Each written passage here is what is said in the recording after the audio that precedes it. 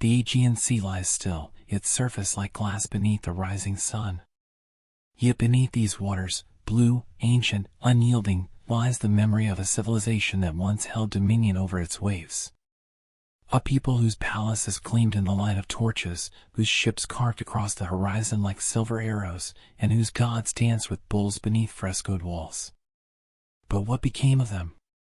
How could an empire so advanced, so radiant, vanish as though swallowed by the sea? Was it the wrath of nature, the fire of a distant mountain, or the march of rival powers that silenced the Minoans? Their disappearance remains one of history's most haunting riddles, an echo that refuses to fade. Our story begins not in collapse, but in dawn. Crete, an island like a jewel cast into the heart of the Aegean, where myth and history entwine, and where Europe's first great civilization awoke. The winds carried not only salt and storms across its shores, but the seeds of something eternal: trade, power, ritual, and artistry.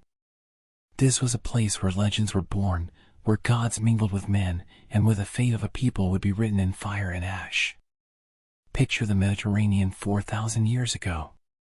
Egypt ruled the Nile, Mesopotamia flourished between its rivers, and beyond the rugged mountains of Greece, Crete shone like a beacon. Here, the Minoans rose, named for King Minos, the mythical judge of the dead, master of the Labyrinth. Whether Minos was myth or memory, his people left a reality etched in stone, vast palaces that seemed more alive than fortresses, corridors twisting like veins through the body of a living island. Crete was not harsh like Sparta, nor austere like the later republics of Athens. It was lush. Olive groves bent in the wind, vineyards rolled across hillsides, and the sea itself became a highway of riches. The island was a crossroads between continents, Africa to the south, Asia to the east, Europe to the north, and from this vantage, the Minoans reached outward. Their ships, wide of hull and swift of sail, stitched together a world of commerce. Copper from Cyprus, gold from Egypt, ivory from distant lands, all found their way into Cretan storerooms. Yet this was more than trade. It was culture, exchange, an orchestra of civilizations whose music the Minoans conducted. On palace walls, frescoes bloomed with images of dancers, athletes, and creatures both sacred and wild. Bulls leapt in impossible arcs, dolphins swam in waves of brilliant blue. Life itself was celebrated not as survival, but as spectacle. Unlike the warriors of Mycenae or the pharaohs who raised armies of slaves, the Minoans built their empire on the sea. Their strength lay not in spears, but in sails. They were a thalassocracy, a dominion of the waves, masters of harbors and trade routes. Their fleets patrolled the Aegean like shadows, not as conquerors, but as guardians of commerce. And so their neighbors respected them, even envied them. But every civilization is born with a paradox: the same gifts that make it strong also make it fragile. Crete's beauty came from its earth, but its earth trembled with fire. The island lived in the shadow of volcanoes and beneath the pressure of restless tectonic plates. Earthquakes shook its palaces, the sea itself was both ally and enemy. The Minoans built, rebuilt, and built again, each palace grander than the last, each fresco brighter than before. To them, destruction was not an end, but part of the rhythm of life. Religion, too, pulsed with this rhythm. Theirs was a world of gods who lived in caves, in mountaintops, in sacred groves. They worshipped a great goddess, mistress of fertility and renewal, who stood alongside sacred bulls as symbols of strength and life. Rituals unfolded not in towering temples, but in nature's sanctuaries. Fires lit the night, dancers whirled, priests held aloft double-headed axes, and the island itself seemed to breathe with devotion. Knossos, the greatest of the palaces, was the heart. With its maze-like corridors and storerooms stacked with jars of oil and grain, it pulsed like a living organism. Some say it was this labyrinth that gave birth to the myth of the Minotaur, the beast locked in endless shadow beneath Minos' throne. But whether monster or metaphor, the labyrinth was real, a symbol of complexity, of order born from chaos. From this heart, Crete expanded outward, its influence spilling across the Aegean. Islands fell beneath its sway not with swords but with trade, with ritual, with a culture so radiant it seemed irresistible. The Minoans were not merely merchants, they were artists, architects, engineers of imagination. Their language, linear A, remains undeciphered, a silence that taunts us even now. We see their world, we walk their ruins, but their words remain locked away, as if they themselves wish to keep their secrets hidden. And yet, in this dawn of brilliance, shadows gathered at the horizon. Across the seas, the Mycenaeans of mainland Greece sharpened their bronze and built their own ambitions. Beyond the waves, a volcano rumbled on the island of Thera, unseen but restless, waiting for its moment to roar. For now, though, Crete stood unchallenged, a paradise at the center of the known world. The palaces of Knossos, Phaistos, and Malea glittered in the sun, their courts alive with dancers, their storerooms overflowing with the bounty of distant lands. Ships came and went like migrating birds, their sails stitched with the colors of empire. The Minoans had written themselves into history not with conquest, but with beauty. But beauty, as the world would learn, is never eternal. The stage was set. The empire of the sea had risen. The gods were watching. And far to the north, on Thera's volcanic slopes, the earth stirred with a power that would soon challenge the very survival of Europe's first great civilization. The island of Crete rises from the Mediterranean like a sleeping giant, its mountains jagged and snow-capped, its valleys lush with olive groves, its coastline a necklace of harbors and coves. To the north, waves crash against cliffs that guard the island like sentinels. To the south, warm winds drift upward from Africa, carrying the scent of the Sahara across the sea. This was no ordinary island. To the ancient world, Crete was a stage where gods and heroes walked, a land where myth blurred with memory. In Greek legend, Crete belonged to Minos, son of Zeus and Europa. It was here, storytellers claimed, that Zeus carried Europa across the waves in the form of a bull. It was here that Daedalus built a labyrinth so cunning that no man could escape it. And it was here, deep in that labyrinth, that the Minotaur, half man, half beast, devoured those unfortunate enough to be sent as tribute. Myths, yes, but myths rooted in the grandeur of what the Minoans themselves built.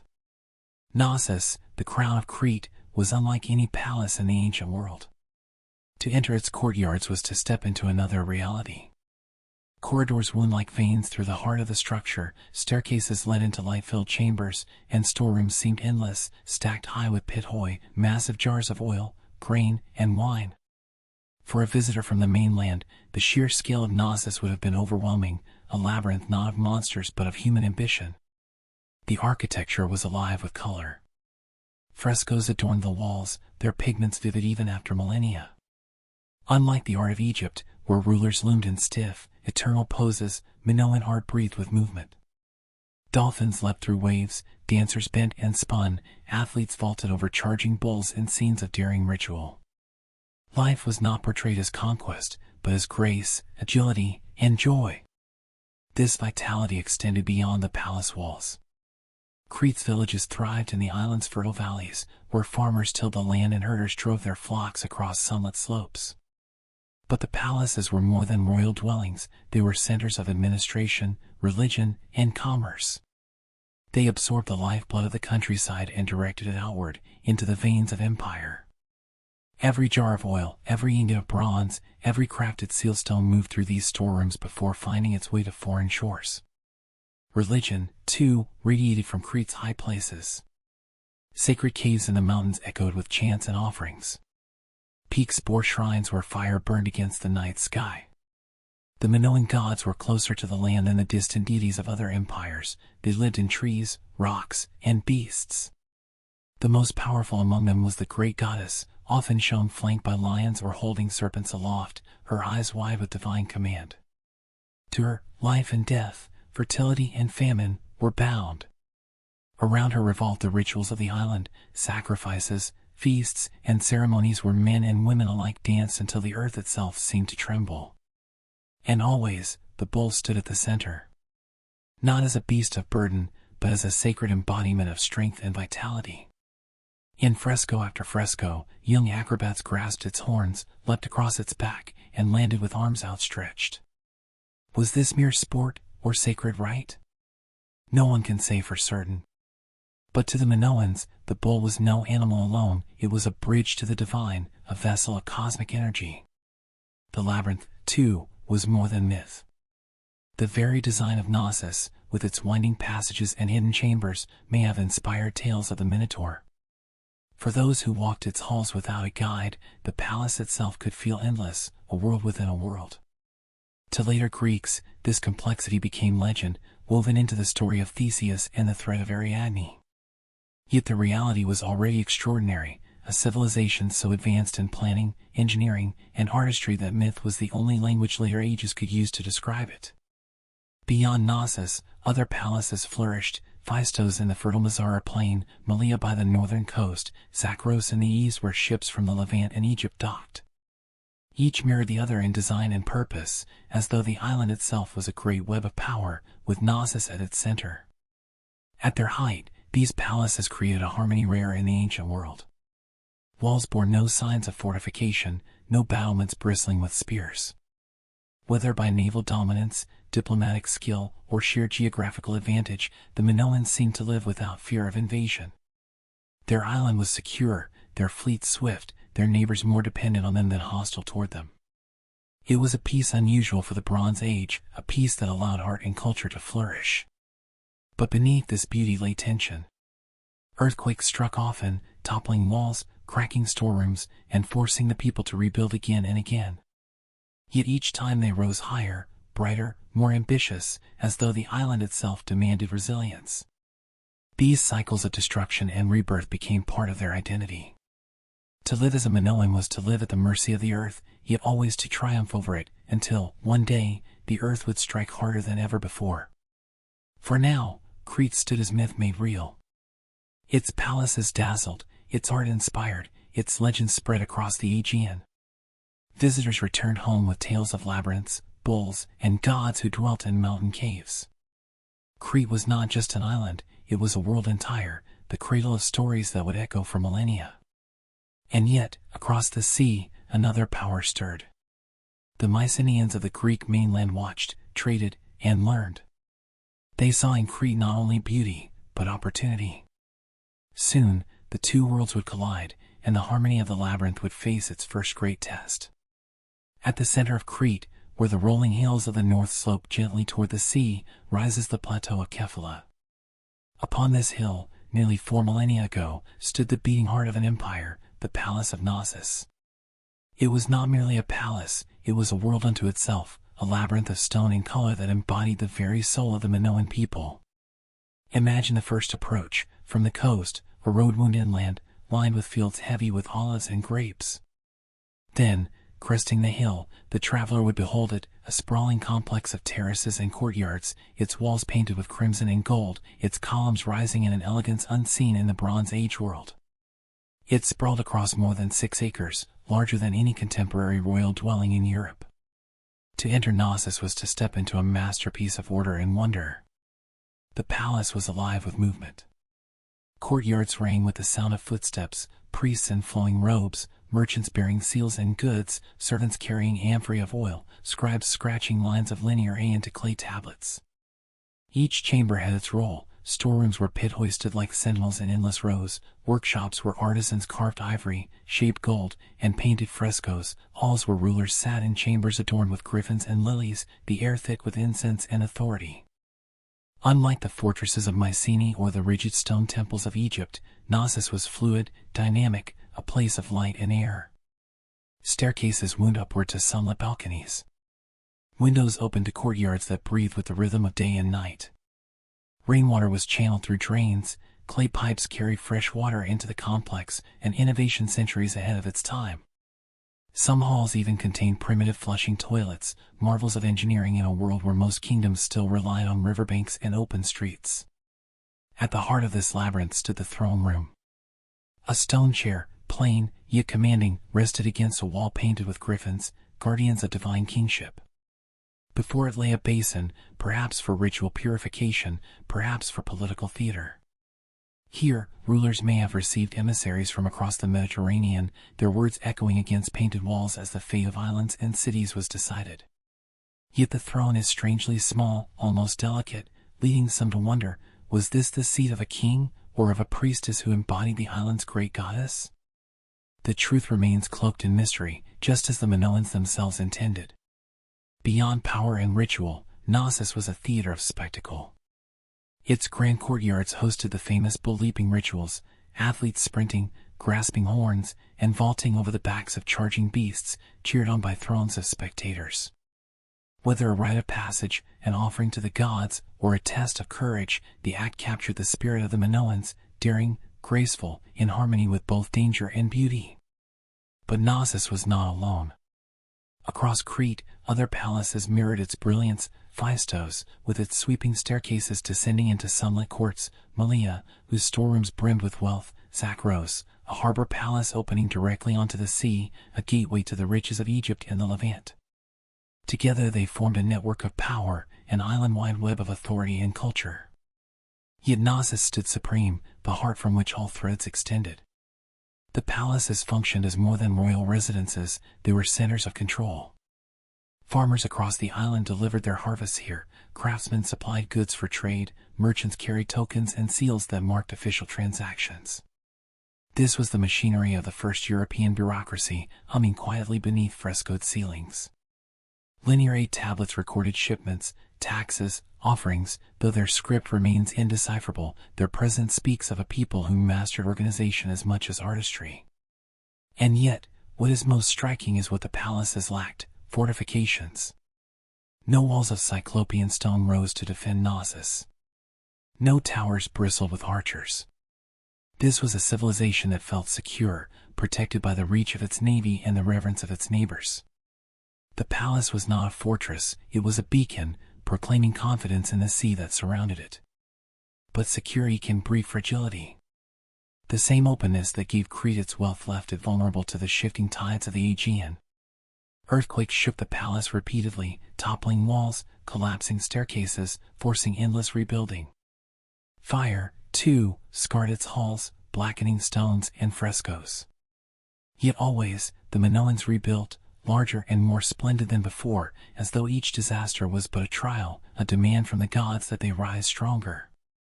Knossos stood as both sanctuary and symbol, a labyrinth not of confusion, but of order drawn from chaos. In its endless passages, we glimpsed the duality of the Minoans, a people of ritual and practicality, of myth and administration, of beauty and power. Their palace was their mirror, a reflection of a society that lived at the intersection of art, religion, and commerce. And in its brilliance, it cast long shadows. To the mainland Greeks, Knossos seemed almost otherworldly, its culture so rich that myth was the only way to describe it. The story of the Minotaur, born of human passion and divine wrath, trapped in a labyrinth of endless corridors, may well have sprung from a traveler's odd wanderings through the halls of Knossos. The myth was not separate from reality, it was the language of memory, a way for future generations to explain what they could not comprehend. Yet within this labyrinth of splendor, cracks had already begun to show. Rival powers watched with envy. The earth beneath the Aegean whispered with unrest. And on the horizon, the Mycenaeans, warriors of the mainland, looked toward Crete with hungry eyes. The palaces of power would not remain unchallenged forever. For now, though, Knossos reigned supreme. Its columns glowed red in the sunlight, its frescoes danced with life, its storerooms overflowed with the wealth of 1,000 journeys. The heart of Minoan rule beat strong, but the storm was gathering, and the labyrinth would soon face trials that. The Aegean glitters like a mosaic of blue and silver, its islands scattered like stepping stones across the waters. To most, the sea was a barrier, a danger, a realm ruled by storms and capricious gods. But to the Minoans, it was something different. The sea was a highway, a canvas, a living force to be tamed and mastered. And master it they did. From the harbors of Knossos, Malea, and Zakros, sleek ships slid into the waves, long and narrow, their hulls carved for speed, their prows painted with eyes to watch the horizon. Minoan sailors rowed in rhythm, oars striking the water like the heartbeat of empire, while sails caught the wind and carried them toward distant shores. Unlike the lumbering galleys of their neighbors, these ships were elegant, efficient, built to move not armies but goods, ideas, and influence. This was Europe's first thalassocracy, ruled by the sea. The Minoans held no great armies of conquest, no sprawling territories won by blood and bronze. Instead, their empire was woven across the waves, a network of islands, ports, and trading stations bound together by fleets. They did not dominate with spears, they dominated with ships. The reach of their maritime power was astonishing. From the Cyclades to Rhodes, from Cyprus to the Levantine coast, traces of Minoan pottery, frescoes, and artifacts have been found. Their influence stretched to Egypt, where frescoes in Thebes depict ambassadors bearing gifts, their garments distinctly Cretan. Minoan seals have surfaced in Syria, their motifs appeared on the shores of Anatolia. Like the tide, their presence touched everywhere, retreating only to return again. In the bustling markets of foreign ports, the Minoans were unmistakable. They brought olive oil, wine, and finely crafted ceramics painted with spirals, lilies, and dolphins. In return, they took copper from Cyprus, tin from Anatolia, gold from Egypt, ivory from Syria. These were not mere goods, they were the lifeblood of the Bronze Age, fueling the making of weapons, ornaments, and tools. Crete became the hub through which the arteries of the ancient world flowed. But this dominance was not purely economic. It was cultural. Minoan art, vibrant and alive, spread outward, influencing the styles of their neighbors. Their motifs, spirals, waves, bulls, and goddesses were adopted and reimagined across the Aegean. Their architecture inspired imitations, their rituals found echoes in foreign cults. Where their ships landed, their culture followed, carried like salt upon the wind. The sea gave the Minoans not only wealth, but also safety. Their island, ringed by waves, needed no towering walls. Instead of fortresses, they built fleets. Mariners became guardians, and harbors became fortresses of wood and sail. It is said their navy kept pirates at bay, ensuring the seas remained open for commerce. Such was their mastery that the Greeks of later centuries remembered Crete as a place where piracy had been banished, where the waves themselves seemed to obey the will of Minos. Yet even as they ruled the sea, the Minoans never sought to conquer the land. Their empire was one of influence, not subjugation. They preferred trade over tribute, cultural sway over military garrisons. It was a softer power, but no less effective. The islands of the Cyclades glittered with their pottery, their harbors pulsed with their goods, their shrines bore signs of Cretan rites. These islands, though independent in name, lay within the invisible net of Minoan thalassocracy. Still, such dominance came with constant vigilance. The sea, while a friend, was also a predator. Storms could scatter fleets, pirates could rise again, rival powers could challenge their supremacy. To maintain their rule, the Minoans poured their ingenuity into shipbuilding. Their vessels grew stronger, their sails more sophisticated. The sea was never tamed, it was negotiated with, day by day, voyage by voyage. And beneath it all, their relationship with the sea was not only practical, but spiritual. In their frescoes, dolphins leapt joyously, octopuses wrapped their curling tentacles across ceramic jars. Marine life was not feared but celebrated, woven into the very fabric of Minoan art. The sea was their partner, their muse, their protector, and, in time, their destroyer. It is in this maritime dominance that we begin to glimpse the fragility of their world. For while their navy ruled the Aegean, their lack of fortifications on land revealed a dangerous confidence. They believed the sea would always defend them. They trusted that their fleets would never falter. But history has shown that the tide, once risen, can also recede. Across the horizon, another seafaring people began to stir, the Mycenaeans of the mainland. Fiercer, more warlike, they studied the Minoan ships, lined their routes, and imagined what it might mean to seize the sea for themselves. The Aegean was too rich, too vital, to remain in Minoan hands forever. For now, though, Crete's supremacy was absolute. At dusk, when the sun sank into the Aegean, the horizon would be dotted with Minoan sails, crimson in the fading light. From the palace storerooms to the farthest harbors, the pulse of empire beat through the oars and rigging of their fleets. They were the first lords of the sea, their dominion as fluid and far-reaching as the waves themselves. But even as they ruled the waters, far away, the earth beneath another island trembled. On Thera, a volcano brooded in silence, its fury building unseen. When it awoke, the very element that gave the Minoans their strength, the sea, would rise against them. Paris, 1356. The city was a jewel wrapped in walls, its towers bristling like spears against the sky. Yet within, fear coiled tighter than any chain. News had swept through the streets like a plague wind. King John II of France was captured, dragged away from the chaos of Poitiers by the triumphant Black Prince. The throne of France, that ancient seat of Capetian majesty, stood suddenly empty, trembling on its legs. The Dauphin, Charles, a young man barely past 20, now bore the weight of a shattered crown. He was no warrior like his father, no knight draped in glory, but a scholar, thin and pale, who preferred the solace of parchment to the clash of lances. Yet in this hour of ruin, France had no choice but to follow him. Around him swirled a realm in pieces, nobles nursing rivalries, peasants beaten down by famine and plague, merchants groaning under taxes that bought only defeat. In the silence after disaster, a question thundered louder than any army: could France endure without its king?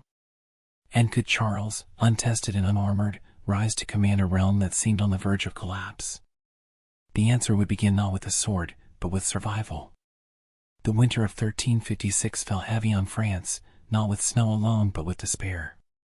In the towns and villages, whispers of the king's capture spread like frost, settling into every hearth. Markets thinned, soldiers deserted, and the air reeked of fear as England's triumph echoed across the Channel.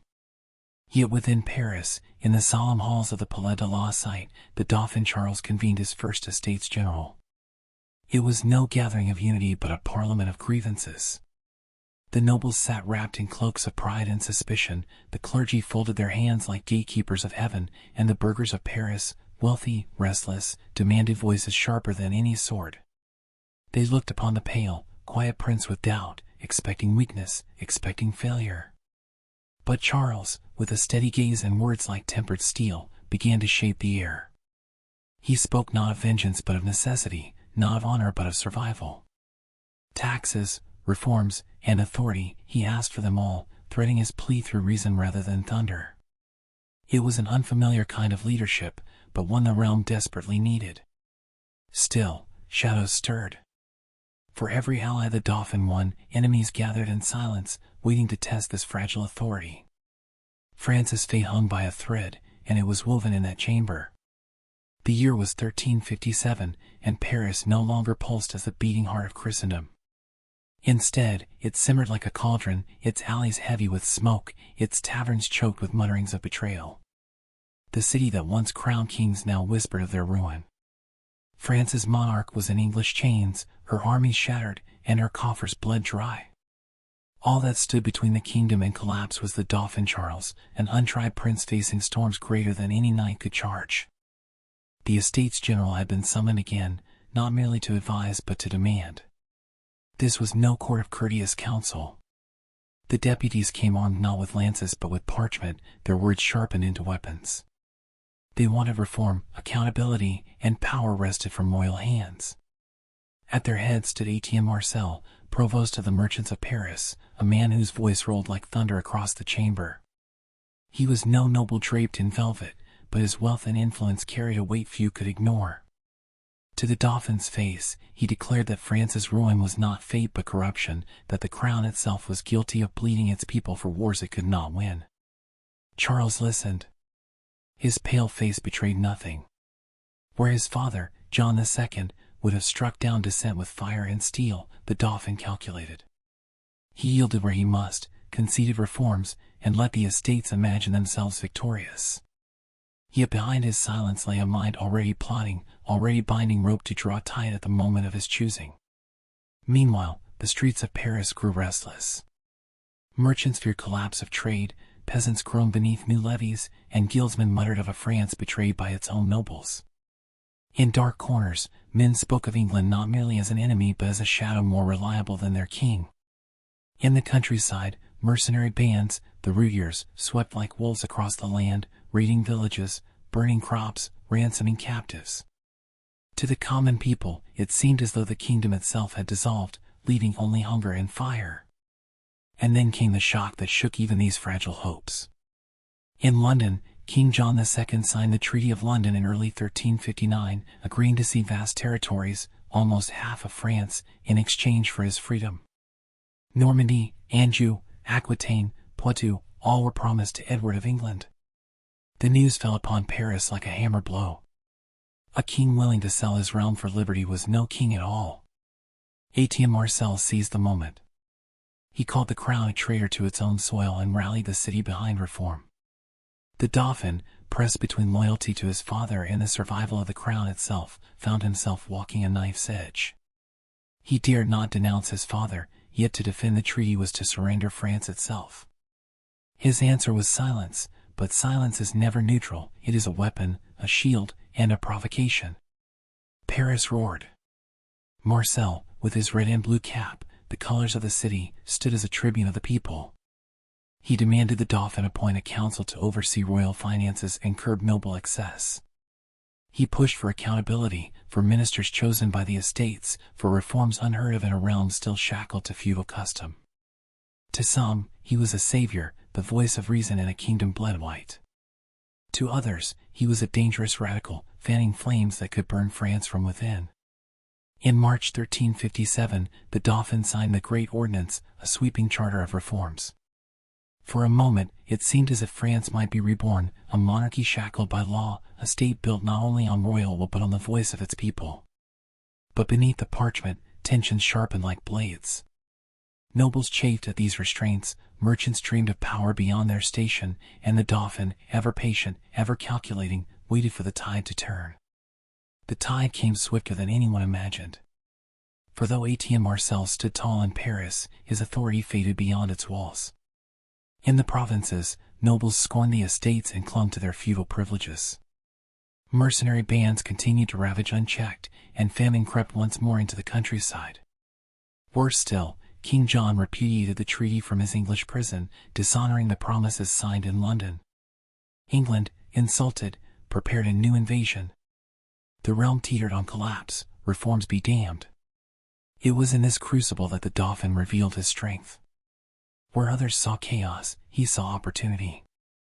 He began to travel through the provinces, slow and deliberate, presenting himself not as a tyrant but as a shepherd. In villages blackened by war, he promised protection. To nobles, he spoke of restoring order against urban radicals. His voice was soft, but his resolve was iron.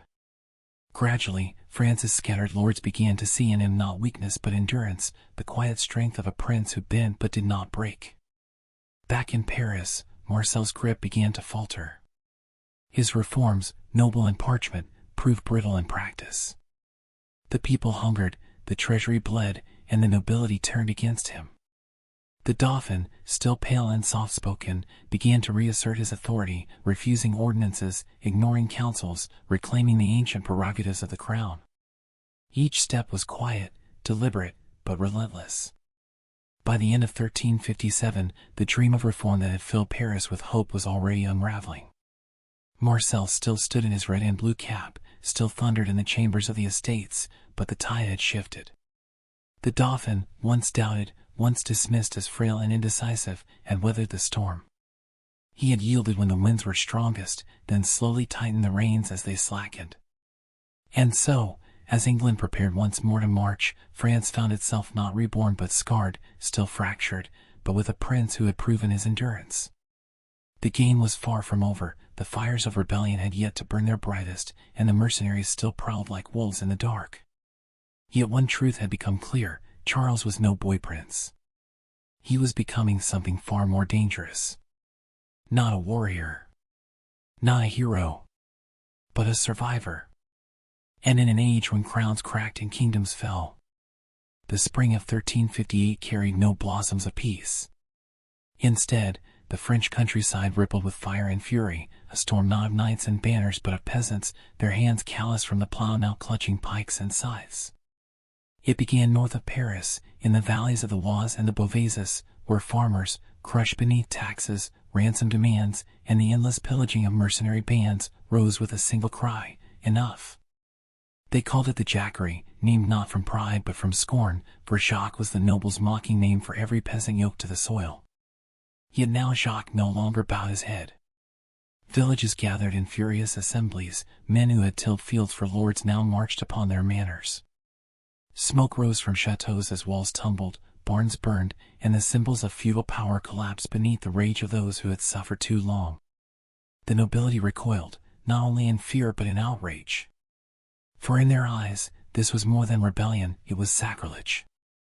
The peasants were not merely killing lords, they were overturning the very order of the world.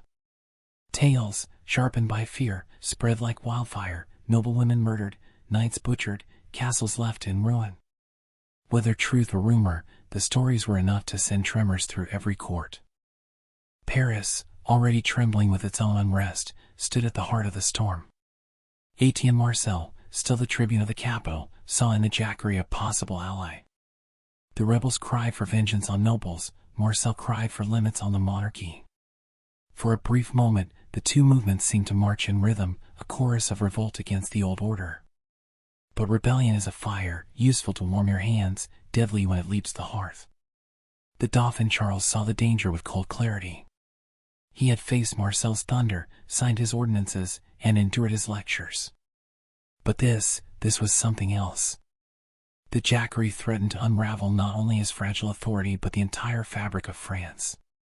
If peasants could destroy lords, what need had they for kings? If fields rose against castles, what protection could Paris hope to claim? Charles chose steel. He rallied the nobles still loyal, men hardened by defeat yet unshaken in pride. Among them was Gaston Phoebus, the flamboyant and ruthless Count of Foy, who answered rebellion with fire and blood. Together, they struck into the countryside. At Mello, in June 1358, the revolt met its reckoning. Thousands of peasants, poorly armed and desperate, stood against armored knights. The clash was not a battle but a slaughter. The fields that once bore wheat now drank blood. The Jacquerie was crushed, its leaders executed, its survivors scattered back into silence. The message was clear, the old order still stood, and the sword remained its foundation. Yet even in defeat, the rebellion left scars. For the first time, France had seen the fury of its peasants unleashed, a reminder that beneath the surface of fields and villages lay a power no crown could wholly contain. Paris, meanwhile, watched with unease. Etienne Marcel had wagered on peasant rage, and now his hand was weakened. The nobility, though battered, closed ranks behind the Dauphin. Charles, quiet and deliberate as ever, tightened his grip. He no longer needed to feign submission to Marcel's demands, the city itself began to doubt its tribune. His red and blue cap, once a beacon of defiance, now seemed a dangerous provocation. And so the Dauphin, who had weathered the fury of the estates and now crushed the fury of the fields, stood firmer than ever.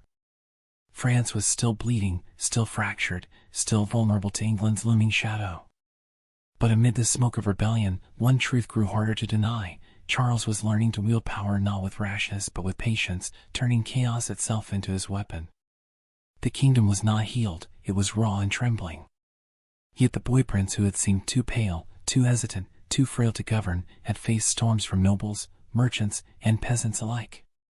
And though the winds howled, he remained standing. But across the channel, Edward III and his son, the Black Prince, had not forgotten their victory at Poitiers. Their ambitions had not dimmed. If France's peasants could rise in fury, what storm then would England unleash when next it marched? The summer of 1358 had left France scarred and trembling. The smoke of the Jacquerie still hung over the fields, and the echoes of slaughter lingered in memory. But Paris, the heart of the kingdom, was not yet pacified.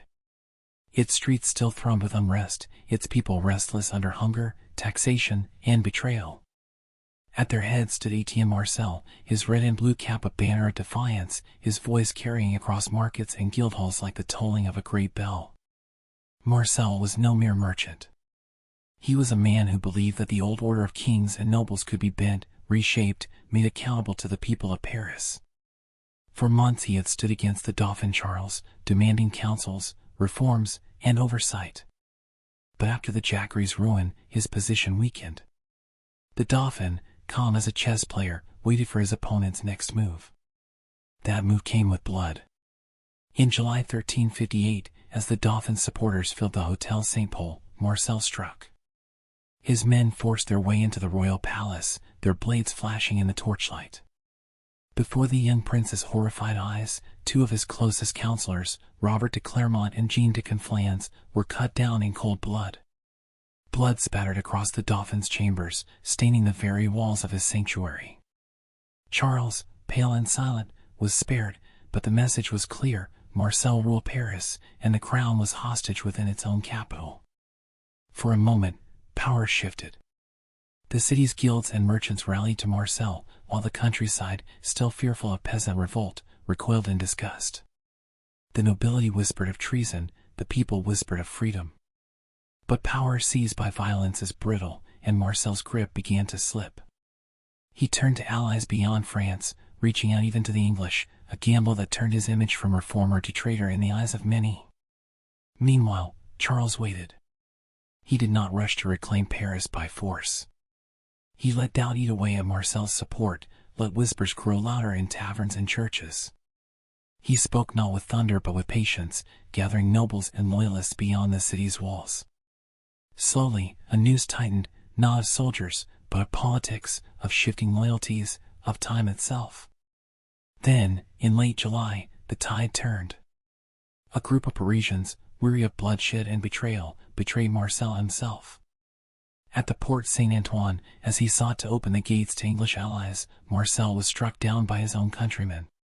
His red and blue cap, once the symbol of Parisian defiance, was ripped from his head and placed upon the Dauphin's brow. The city, weary of turmoil, yielded. Paris once again bent to the crown. The experiment of reform, born in parchment and defended in blood, lay broken. For Charles, it was a moment of quiet triumph. He had not stormed the city with armies, nor crushed it beneath fire. He had endured. He had let his enemies consume themselves, then stepped forward when the ashes settled. It was not the victory of a warrior but of a survivor, a patient strategist who understood that power gained slowly is power that lasts. France was still fractured, its king still captive, its enemies still looming across the channel. But the Dauphin had reclaimed his capital, silenced his greatest rival, and shown that even amid chaos, he could bend the storm to his will. The autumn winds of 1359 carried with them not the scent of harvest, but the drumbeat of war. Across the Channel, Edward III of England prepared his greatest gamble yet, an invasion to force France to its knees. His armies, hardened by decades of plunder, marched beneath banners stitched with lions, their ranks led by the Black Prince, the very commander who had broken France at Poitiers. Their goal was nothing less than the crown of France itself. The Dauphin Charles, still only a prince, now faced a storm that could sweep away all he had carefully preserved. Paris was fragile, its loyalty tenuous after the fall of Etienne Marcel. The countryside lay in ruins, mercenaries prowled like wolves, and famine stalked the poor. Against this backdrop, the English host descended, tens of thousands strong, burning, pillaging, leaving ashes where villages once stood. It was the Chevauchée, war's terror, designed to bleed France without a single pitched battle. Yet Charles did not answer rashly. Where his father might have charged, where braver men might have sought glory, Charles refused to be baited. He watched, endured, and planned. As Edward's army approached Paris itself, the Dauphin closed the gates, strengthened the walls, and turned the city into a fortress. The English banners fluttered outside the capital, their knights daring the prince to come forth. He did not. Paris remained sealed, silent, untouchable. For weeks, the English raged at the walls, their fires blackening the sky.